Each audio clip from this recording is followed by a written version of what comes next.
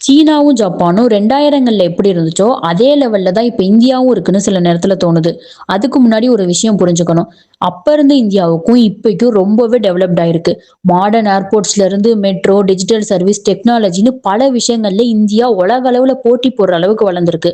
ஆனா கேள்வி என்னன்னா, இந்த டெவலப்மெண்ட் எல்லா இடத்துக்கும் ஒரே மாதிரி ரீச் ஆயிருக்கா?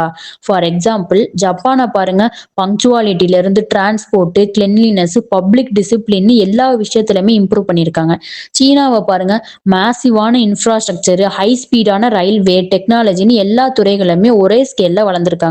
ஆனா இந்தியால ஒரு நாட்டுக்குள்ளேயே ரெண்டு வகையான இந்தியாவை பார்க்கலாம். ஒரு பக்கம் பாத்தீங்கன்னா ரயில்வே ஸ்டேஷன்ல கிளென்லினஸே இல்லாம குப்பை போடுறது, எச்சி துப்புறது மாதிரி பேசிக்கான ப்ராப்ளம். இன்னொரு பக்கம் பாத்தீங்கன்னா ஏர்போர்ட், மெட்ரோ ஸ்டேஷன்ல மாடர்னான இன்ஃப்ராஸ்ட்ரக்சரோட டெக்னாலஜி வேற லெவல்ல இருக்கு. அதுதான் இங்க இருக்கிற முக்கியமான ப்ராப்ளமே. வளர்ச்சி இருக்கு, ஆனா அது எல்லா இடத்துக்கும் ஒரே வேகத்துல ரீச் ஆகல. அதனால இந்தியா இன்னும் டெவலப்பிங்லயே இருக்குன்னு சொல்றதுக்கு பதிலா இந்தியாவோட டெவலப்மெண்ட் சில இடங்கள்ல மட்டும் வேகமா போயிருக்கு, சில இடங்கள்ல பழைய சிஸ்டம்லயே ஸ்டக் ஆகிருக்குன்னு சொல்றதுதான் சரின்னு எனக்கு தோணுது.